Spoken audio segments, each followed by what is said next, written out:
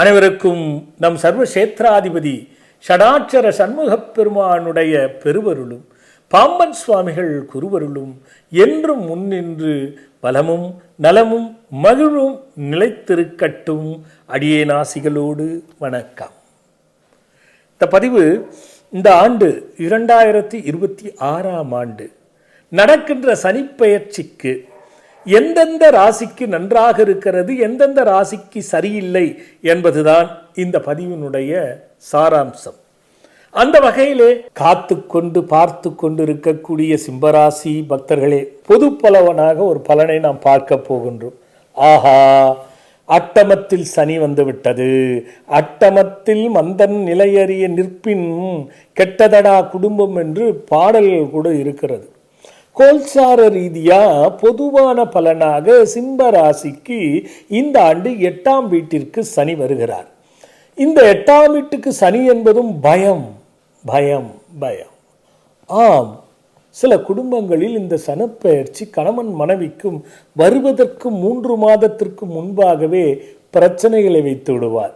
நன்றாக இருந்த கணவன் மனைவி கூட தேவையற்ற புரிதல் இல்லாமல் விடுகின்ற வார்த்தையினாலே கணவன் மனைவிக்குள் பிரச்சனை உச்சத்துக்கு எட்டி போய் அது தேவையற்ற தொல்லைகளை கொடுக்கும். ஆமாம், கொடுத்ததா எல்லாம் ஆமாம் எனக்கு அப்படி நடந்தது என்று சொல்வீர்கள். சில பேருக்கு முயற்சிகள் எல்லாமே தடையாகும். ஆனால் இதே நேரத்தில் பாருங்க, கண்டிப்பாக யாத்திரை செய்வதும் சுற்றுலா செல்வதும் கண்டிப்பாக கொடுப்பார். காரணம், நாம் சிந்திக்க வேண்டும், நீ எந்த அளவுக்கு உழைக்கின்றாயோ. பொதுவாகவே சிம்மராசி உழைப்பில்தான் பலனை அனுபவிக்க முடியுமே தவிர அடுத்தவர் மூலியமாக ஒரு காலமும் பலனை அனுபவித்து விட முடியாது. அது இன்னும் மேல் முத்தாய்ப்பாக இந்த 8ஆம் வீட்டிலே வந்த சனி பகவான் உங்களுக்கு நல்லறிவை போதிக்கின்ற விதத்திலே பல கெட்ட அனுபவங்களை கொடுப்பார். உங்களை பண்படுத்தி வேதனையிலிருந்து விடுபட வைக்கக்கூடிய காலம்தான் இந்த 8லே போன சனி. 6ஆம் வீட்டுக்கும் 7ஆம் வீட்டிற்கும் சம்பந்தப்படுவார். 6ஆம் வீடு என்பது ருண ரோக சத்துரு. தேவையற்ற மன அழுத்தத்தால் உங்கள் உடலை போய் கெடுத்துக்கிறது. மருத்துவ பரிசோதனை செய்தும் எதுவும் இல்லை என்ற பொழுதும் உங்களுக்கு உடலிலே பாதிப்பு வருவது. இது ரோகம். ருணம், யார் நாமே கடன்பட்டு செயல்படுகின்றோம், நாம் எதற்கு அடுத்தவர்களுக்கு பணத்தை வாங்கி கொடுப்பது, பணத்தை கொடுத்து அவர்கள் திரும்ப கொடுக்காத பொழுது மன வருத்தம். அல்லது இந்த நட்பு நல்ல நட்பு என்பது செலவு செய்து அவர்களுக்கு நல்ல உதவிகளை செய்தால் அவர்கள் எதிரியாக மாறுவார்கள், சத்துருவாக மாறுவார்கள். இதை உங்களுக்கு தெரியாமல் செய்து கொண்டிருப்பீர்கள்.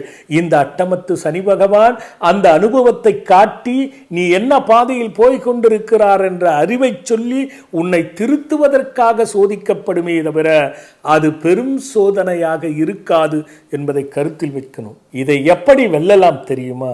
அமைதி, மௌனம், சிந்தனைக்கேற்ப செயல், பக்தி, யாத்திரை, நம்ம சுற்றுலா, தன்னை அதிகமாக மற்றவர்களில் ஈடுபடுத்திக் கொள்ள வேண்டும். மனதை ஒருமுகப்படுத்த கற்றுக்கொள்ள வேண்டும். அது நன்றாகவே இருக்கும். ஆக வயது வித்தியாசங்கள் நிறைய பேருக்கு மாறுபட்ட பலன்கள் நடக்கலாம். இது வயது வித்தியாசத்தை பொறுத்தும் நாம் எடுத்துக்கொள்ளலாம்.